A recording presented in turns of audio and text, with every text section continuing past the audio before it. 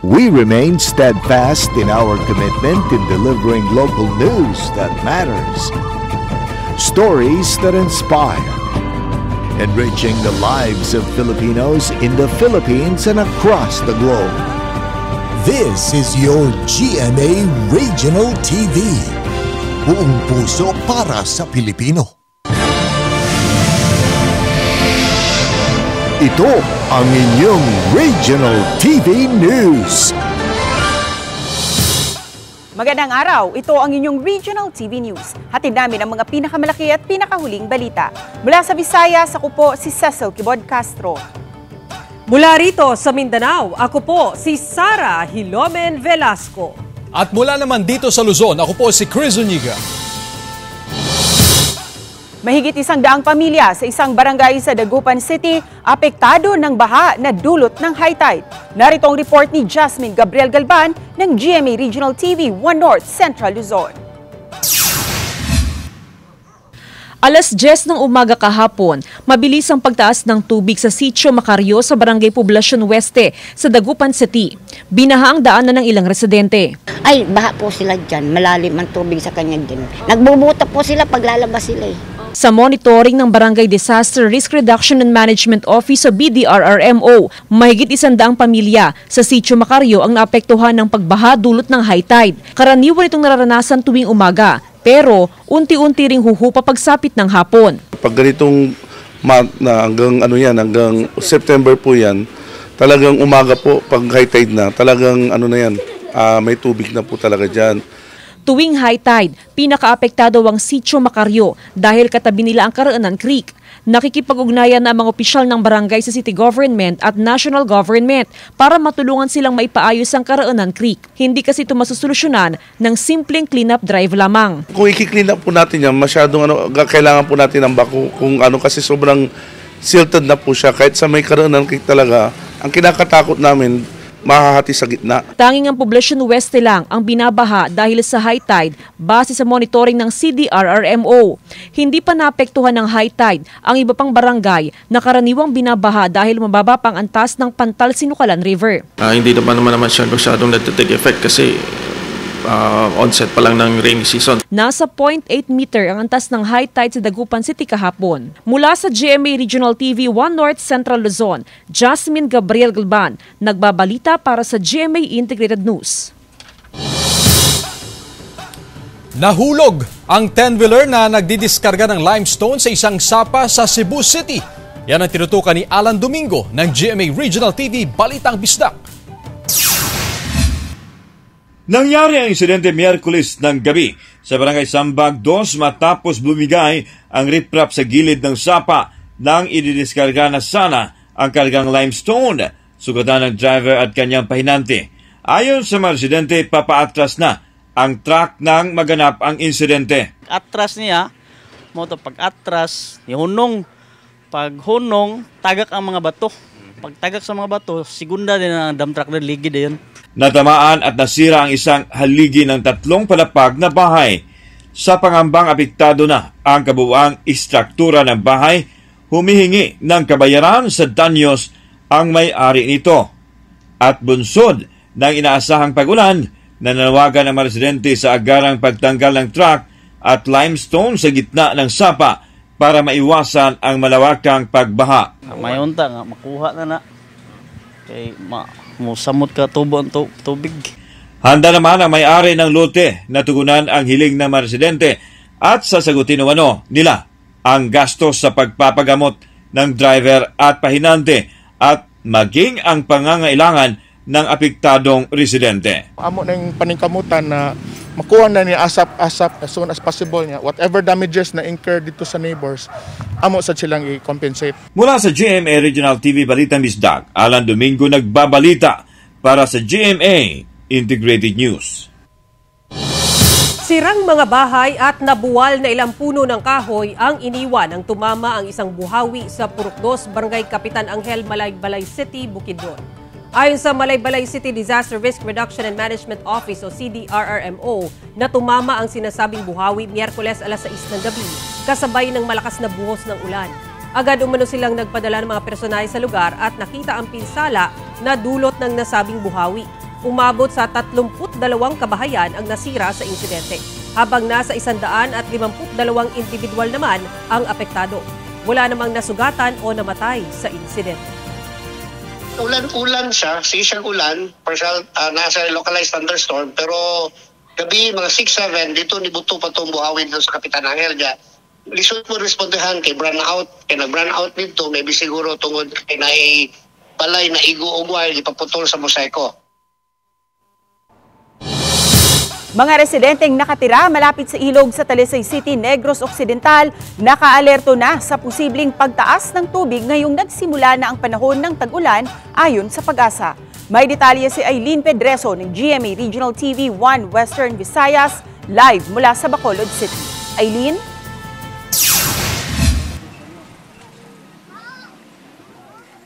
Cecil, kasabay ng opisyal na pagsisimula ng panahon ng tag-ulan, nagsimula na rin na maghanda ang mga residente sa mga lugar na madalas na binabaha sa Talisay City, Negros Occidental. Naghahanda na ng lubid at mga batong isinilid sa sako ang mga residente sa tabing ilog ng Barangay Zone 6 sa Talisay City, Negros Occidental.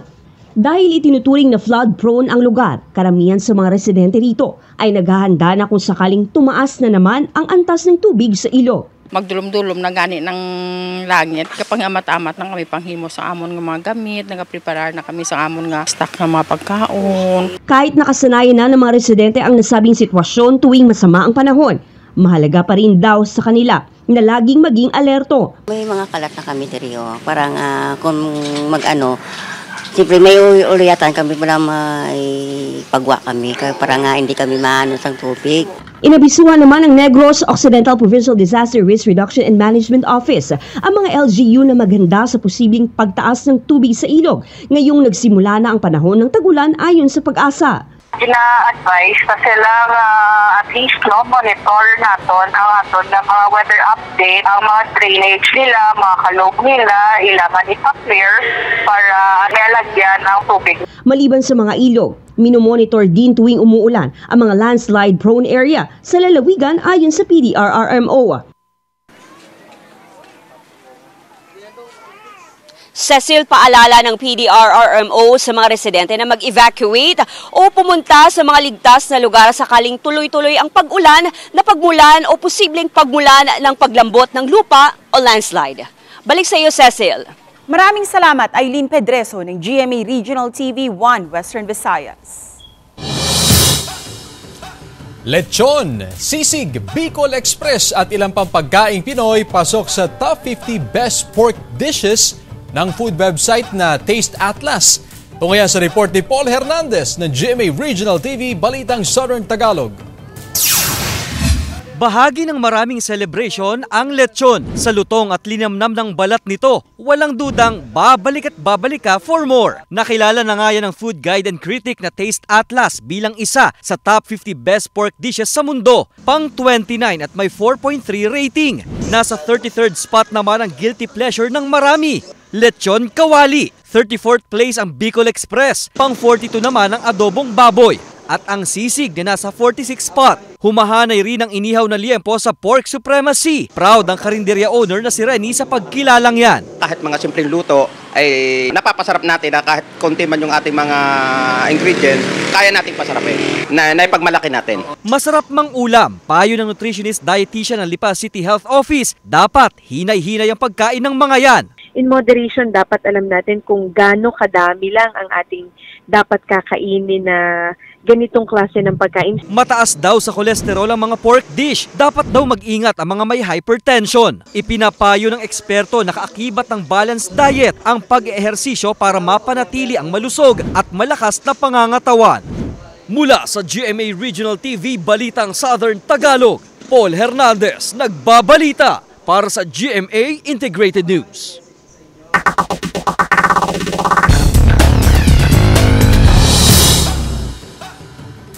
Sa pool sa CCTV ang pagtangay ng isang lalaki sa bag na nasa loob ng sasakyan sa Mangaldan, Pangasinan.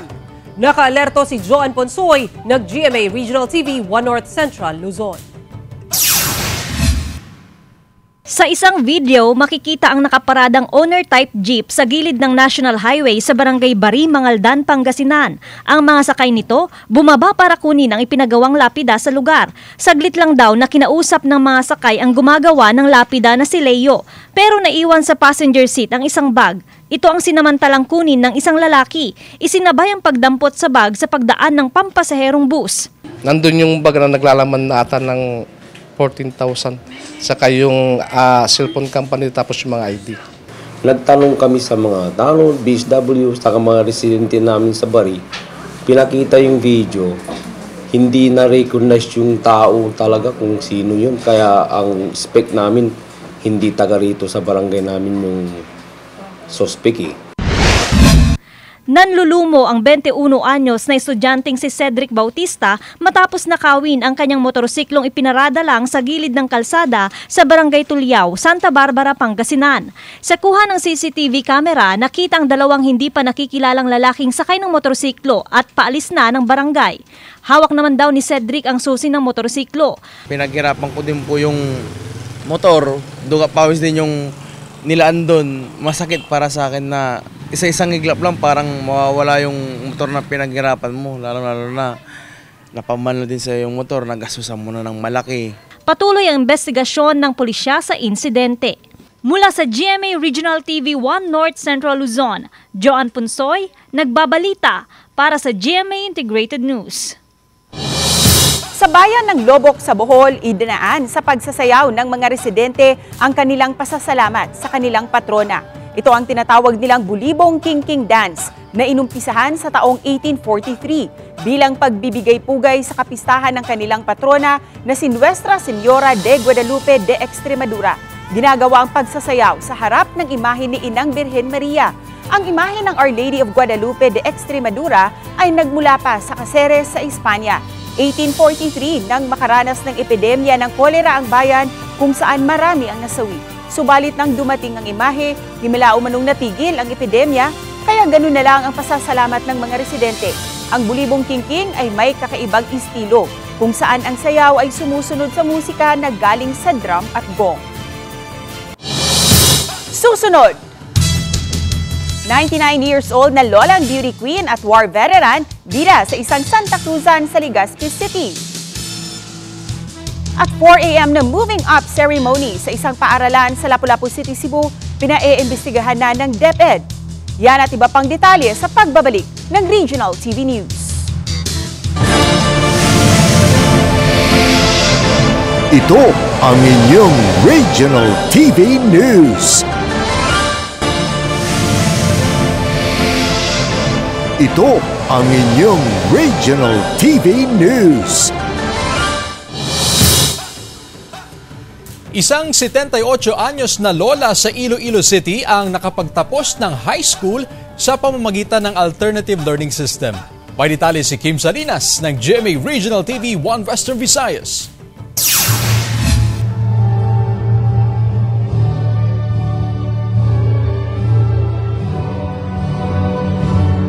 Education knows no age. Ito ang pinatunayan ng 78 anyos na si Lola Salvacion Horinario. Kahapon, nakapagtapos ito ng junior high school sa ilalim ng Alternative Learning System sa Buntatala National High School sa Haro, Iloilo City. Elementarya lang daw noon ang natapos ni Lola Salvacion. Hindi na siya nakapagpatuloy sa pag-aaral dahil sa hirap ng buhay. Kaya, lubos na kasiyahan ang nadarama niya ngayong nakapagtapos na siya. Ambisyon ko man to maging professional sa ulibat because ang kaimulon, pigado mo. Siyam kami ka mag-utod, ikaanom ako. Ang tatay ko ay only a conductor sa transportation. Kaya nanay ko ay housewife. Hindi man nakapagtapos noon sa pag-aaral, nakahanap pa rin ng trabaho si Lola at mag-isang itinaguyod ang 3 anak matapos pumanaw ang kanyang asawa. Napagtapos niya mga ito at ngayon mga professional na. September 2023 nang magbukas ang isang oportunidad para sa kanya na makapag-aral sa ilalim ng ALS. Kontento na raw si Lola Salvacion sa kanyang natapos. Plano nitong ipagpatuloy ang pagtuturo bilang katikista at tubos itong nagpapasalamat sa Diyos. Ang edukasyon, wala sang pili sa edad. Mula na mambal ko. To learn more. Although nga may manabalaan ka, pero kinanglang gid nga may mabalaan pagid ka na dapat mo mahibaluan, wala mo mahibaluan. Mula sa GMA Regional TV 1 Western Visayas, Kim Salinas, nagbabalita para sa GMA Integrated News.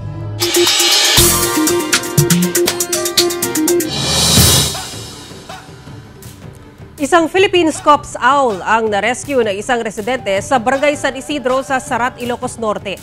Nalaglag daw sa puno ang juvenile owl kaya nakita ng residenteng si Flordeliza Marcos. Hindi rin daw ito makalipad. Agad niya itong itinawag sa Department of Environment and Natural Resources o DNR Centro Lawag para maalagaan bago maibalik sa kanyang natural habitat. Niyanig ng magnitude 4.9 na lindol ang bayan ng Jose Abad Santos sa Davao Occidental ngayong umaga. Sa monitoring ng PHIVOLCS na itala ang lindol kaninang 6:54. Ayon sa Municipal Disaster Risk Reduction and Management Office ng JAS, hindi masyadong naramdaman ang lindol. Wala ring nai-report sa kanilang mga barangay na may pinsala bunsod ng lindol. Ramdam ang Intensity 1 sa Kiamba, Malungon at Glan sa Sarangani, gayon din sa Digo City sa Davao del Sur. Sa ngayon, walang naitalang pinsala bunsod ng pagyanig. Ayon sa PHIVOLCS, inaasahan ang mga aftershock. Isang bahay sa Naga City, Camarines Sur, tinupok ng apoy. Pinagmulan ng sunog, inaalam pa ng BFP, habang isang abandonadong establishmento sa Basud, Camarines Norte, nasunog din. Si Chris Novelo ng GMA Regional TV, Balitang Bicolandia para sa detalye. Mabilis na kumalat ang apoy sa sumiklab na sunog sa isang bahay sa Naga City, Camarines Sur kahapon ng umaga. Ang mga residente ay nangamba dahil halos dikit-dikit na ang mga bahay sa lugar. Agad namang rumisponde ang BFP at ilang fire volunteers. Wala namang naiulat na nasaktan sa insidente. Patuloy pang inaalam ng mga otoridad ang halaga ng pinsala ng sunog. Tinitingnan din ng BFP ang posibilidad na isang napabayaang kandila ang dahilan ng sunog. Hilinguntang possibility kaya kung ano talaga ang pinunan. Baka makuyanan to kung duman talaga siya ng puon. So sa ngunyan, yan mga pigsasabi ka ninda, pwedeng isurat na lang. Pwede itong pagbasihan sa... Sa bayan ng Basud, Camarines Norte, nasunog naman ang isang abandonadong resto bar sa barangay Mangkamagong. Gawa sa light materials ang establishmento kaya mabilis na natupak ito ng apoy. Nagpapatuloy pa sa ngayon ang investigasyon ng mga otoridad. Hinihinalang may mga batang naglaro ng apoy sa lugar na posibleng pinagmulan ng sunog. May sabi mo na baka daw po yung ating mga bata nagsindi doon sa... At tinatawag po baga natin na sa banana leaves. Mula sa GMA Regional TV Balitang Bicolandia, Chris Novelo nagbabalita para sa GMA Integrated News. Gumuho ang garahe ng isang bahay sa Badoc, Ilocos Norte dahil sa walang tigil na pag-ulan. Isa pang bahay na damay din. Makibalita tayo kay Gab Daluna ng GMA Regional TV 1 North, Central Luzon. Nangangamba ang mga residente matapos gumuho ang garaheng ito sa Barangay Mabusag Norte, Badoc, Ilocos Norte. Halos wala nang matira sa garahe, maging ang isang bahay sa baba nito na damay sa guho. Ayon sa mga residente, pasado alas 11 raw kagabi nang mag-umpisang gumuho ang garahe dahil sa walang tigil na pag-ulan. Madanagang kami sa dirabi, madi kami unay nakaturog. Talaga nga bambantaya minu kasanutaan ang imbagta nagsardang matlang titudong. Ayon naman sa punong barangay, substandard ang mga materyales na ginamit sa pagpapagawa ng may-ari ng garahe. Pinalana namin huwag na yung patayon kasi baka yung susunod na project, madadaanan din yan kasi para sa road widening eh. Pero pinurso pa rin nila. Wala naman daw planong lumikas ang mga apektadong residente. Nakatakdang magtulong-tulong ang mga opisyal ng barangay upang hindi tuluyang gumuho ang natitirang bahagi ng istruktura. Pinalala ng ulan ng pagguho ng lupa sa bahagi ng lote ng pamilya Ablog sa coastal barangay ng Mindoro, Vigan City, Ilocos Sur. Kaya napilitan silang lumikas ayon sa PDRRMC. Nasa 20 metro na ang lupang kinain ng malalaking alon. Nauna nang sinabi ng city government ang planong paggawa ng seawall sa lugar. Sa bayan naman ng Gregorio del Pilar, rumagasa ang tubig sa ginagawang tulay kasunod ng nararanasang pag-ulan. Sa post ng MDRRMC Gregorio del Pilar, inabisuhan ng mga residente ng Barangay Busot na huwag piliting tumawid sa tulay. 89 households ang apektado sa pagtaas ng tubig sa nasabing tulay. Mula sa GMA Regional TV 1 North Central Luzon, Gab De Luna, nagbabalita para sa GMA Integrated News. Sabay-sabay na nag-I-do ang 16 na magsing-irog sa Batangas City. Narito ang report ni Paul Hernandez ng GMA Regional TV, Balitang Southern Tagalog.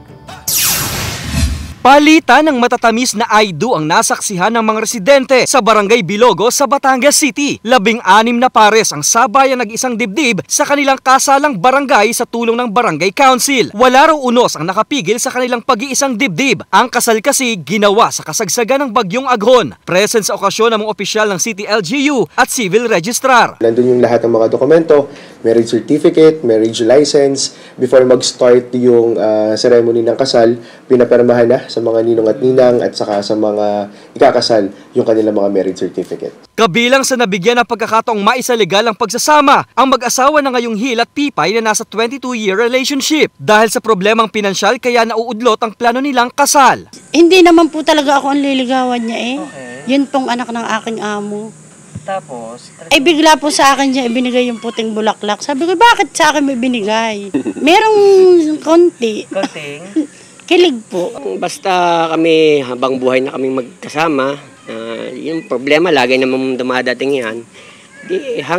Kailangan namin lampasan, tapos yung mapalakan mga mga anak namin. May extra kilig pang hatid ang seremonya dahil sa kakaibang twist na longest kissing challenge. May ilang bumitaw agad, pero 2 pares ang nanaig at itinanghal na panalo. Sinagot na rin daw ng barangay ang reception sa kasal. Ito ang kauna-unahang wedding event sa barangay. Mula sa GMA Regional TV, Balitang Southern Tagalog, Paul Hernandez nagbabalita para sa GMA Integrated News.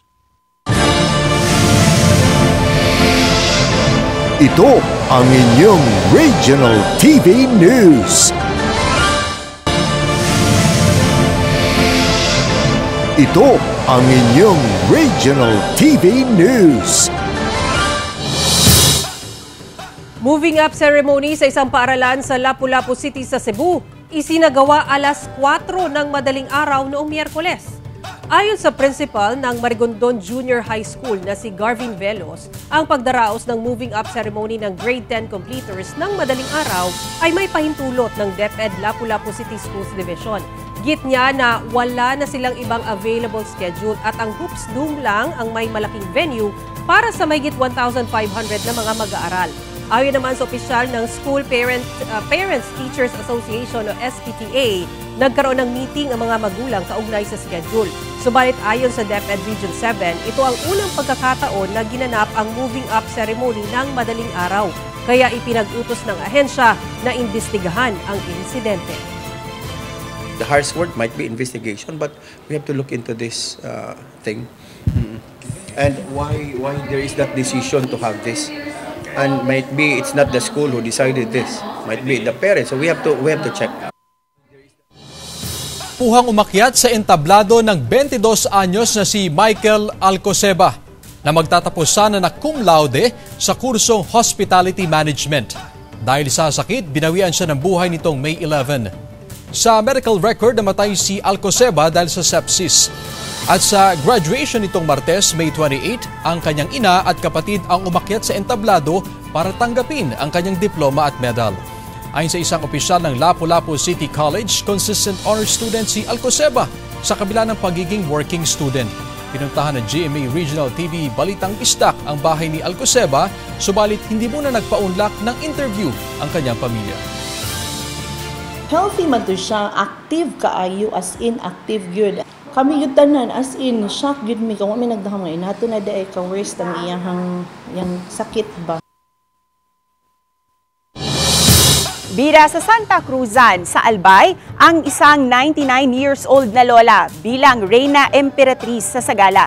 Siya si Lola Esther Del Rosario mula sa bayan ng Santo Domingo, Albay, na ipinanganak noong April 26, 1925.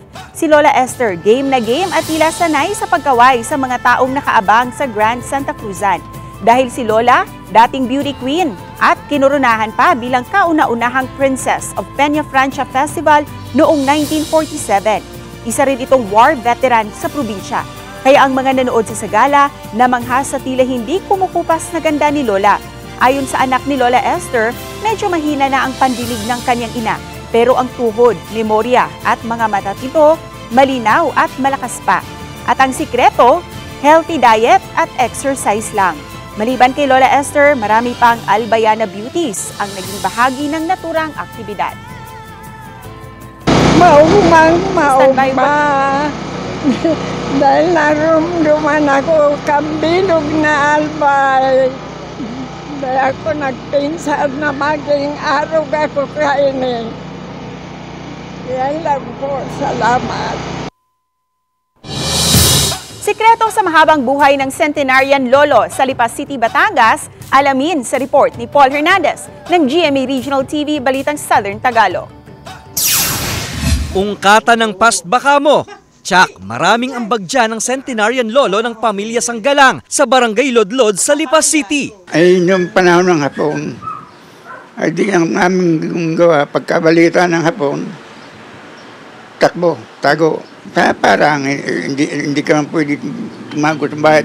Nasalta sa bahay ang hapon eh. Nito lang May 16, nagdiwang ng ika-102 kaarawan si Lolo Benjamin o Mamay Hamin. Bagamat pirmi nang nakaupo, kayang-kaya pa niyang magmaniobra ng sarili niyang wheelchair. Abat hindi rin papadaig sa sayawan. Sikreto raw sa kanyang long life ang pagiging masayahin at madasalin. Galing sa ordinaryong pamilya, itinaguyod ni Mamay Hamin at kanyang asawa ang mga anak sa pagsasaka. Turo niya sa pamilya ang pagiging mabuti sa kapwa. Feeling blessed ang 10 anak at 60 apo at apo sa tuhod ni Mamay Hamin. Yung mga nakakagulat na pangyayari sa buhay niya, nalalaman pa rin po namin. Kumakain siya ng kahit anong pagkain pero hindi naman yung sobra siyang kumain. Moderate lang. Kaya sa mga bata-bata pa dyan at gusto ring sundan ang yapak ng ating super lolo, game na game siyang makipagkwentuhan at ishare ang mga tips sa inyo.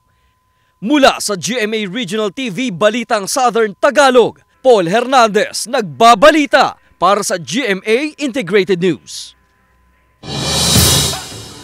Samantala, mapapanood niyo po ang episode na ito sa official website ng GMA Regional TV, www.gmaregionaltv.com. Pwede rin kayong bumisita sa aming official YouTube channel, GMA Regional TV, at i-click ang subscribe button para sa pinakamainit na balita mula sa mga rehiyon. Nais naming pasalamatan ang mga kapuso sa iba't ibang panig ng Pilipinas, maging ang mga kapuso natin abroad. Dahil sa GMA Regional TV, local news matters. Kami ang Regional TV News, buong pwersa para sa mas malaking misyon at mas malawak na paglilingkod sa bayan.